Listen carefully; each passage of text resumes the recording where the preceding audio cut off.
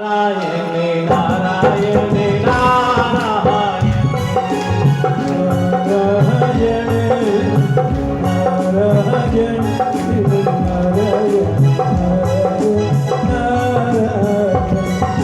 नारायण नारायण श्रीमद नारायण नारायण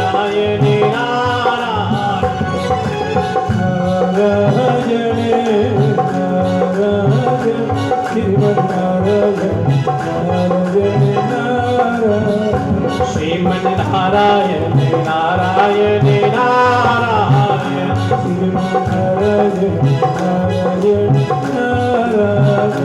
बोल वृंदावन बिहारी लाल की जय। नारद जी ने कहा क्या बात है व्यास जी, बड़े चिंतित हो, क्या सोच रहे हो? कहा प्रणाम देव ऋषि, मैं बड़ी चिंता में हूँ। कहा कैसी चिंता? कहा मैंने वेदों की रचना की थी कि लोगों में प्रेम बढ़ेगा, लेकिन शास्त्रों को लिखने के बाद भी मेरे मन में संतुष्टि क्यों नहीं हो रही, चैन क्यों नहीं मिल रहा? कहा इसलिए कि आपने भगवान की लीलाओं का, भगवान के बारे में तो आपने लिख दिया कि भगवान ऐसे हैं, लेकिन भगवान की प्राप्ति कैसे होगी ये तो बताया नहीं। लोगों ने तो देखा भगवान है, लेकिन भगवान की प्राप्ति कैसे होगी? का क्या मतलब? का आपने भागवत की रचना नहीं की, भगवत की, भगवान की, भागवत की नहीं की, का भक्त की नहीं की।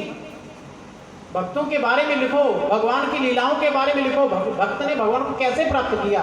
लोग पढ़ेंगे, उनके मन में प्रेम बढ़ेगा, श्रद्धा बढ़ेगी, विश्वास बढ़ेगा, तभी तो भगवान को प्राप्ति करने के लिए वो मार्ग पर चलेंगे। आप भगवान की लीलाओं का, भक्त की लीलाओं का आप रचना कीजिए। तो चतुर्श्लोकी भागवत नारद जी ने व्यास जी को सुनाई, और व्यास जी का प्रभाव देखो कि अंतरिक्ष में इतना योग, इतना तप है कि आकाश में ही उनको वो शब्द लिखे हुए मिल गए। चतुर्श्लोकी भागवत है, लेकिन आकाश में जो शब्द लिखते गए, श्लोक लिखते गए, उनको लिखते लिखते 18,000 श्लोक लिख दिए। 18,000 श्रीमद् भागवत की रचना कर दी 12 स्कंद में।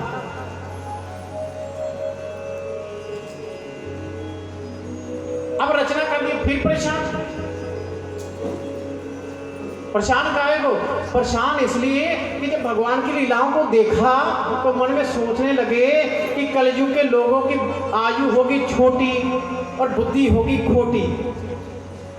आयु होगी छोटी, बुद्धि होगी खोटी। अब लोग कैसे यकीन करेंगे कि लोगों के घर में माखन चढ़ाने वाला भगवान हो सकता है?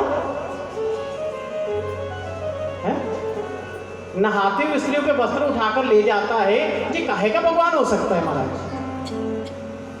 गुंगे चराने के लिए जाता, किसी का जूठन खा जाता है, ये कैसे भगवान हो सकता है?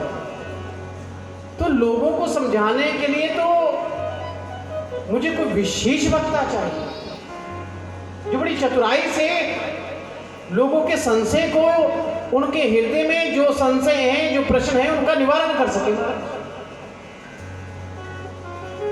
क्योंकि मैं तो सुना नहीं पाऊंगा। तो जी सोच रहे हैं नारद जी को, जैसे जान के नारद जी फिर आ गए। तब नारद जी ने अपने पुनः जन्म का चरित्र सुनाया कि मैं पूर्व जन्म में दासी पुत्र था, वैसे तो ये गंधर्व थे, और ब्रह्मा जी की सभा में जब गंधर्वनियों को देखकर ये काम विमुख हो गए तो ब्रह्मा जी ने इनको शूद्र होने का श्राप दे दिया, दासी पुत्र बन गए। और वहां संत कृपया है, संतों का क्या प्रभाव है कि चतुर्मास व्रत करने वाले संत इनके गांव में आ गए, और इनकी माता जी संतों की सेवा करती थी, और इनकी सेवा भी लगा दी महाराज। उनके चरणों को धुलाना, उनको नहलाने के लिए जल ला कर देना, उनके लिए भोजन उनको खिलाना, हर प्रकार के उनके लिए यज्ञ करने के लिए उनको हवन की सामग्री ला कर देना, लकड़ी इत्यादि चुनकर ला कर देना। तो जो छोटी छोटी सेवा उन्होंने पकड़,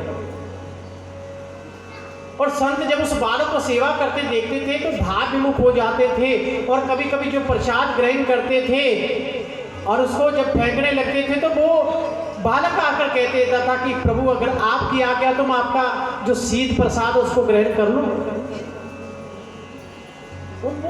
वो उसके भाव को देखकर बाप विभोर हो जाते थे, आंखों में अश्रु आ जाते थे कि इस बच्चे के मन में संतों के प्रति इतना भाव, इतनी श्रद्धा है और गरीबी में भी है, तो इसका तो कल्याण होना चाहिए, कल्याण होना चाहिए। क्योंकि संत हृदय नवनीत समाना, जो दूसरे के दुख को देखकर पिघल जाए, असली संत वही है। माखन को थोड़ी सी धूप लग जाए ना तो पिघलने लगता है, गर्मी थोड़ी सी गर्मैश मिल जाए पिघलने लगता, अपना आप छोड़ने लगता है। तो संत जब किसी को दुख को देखता है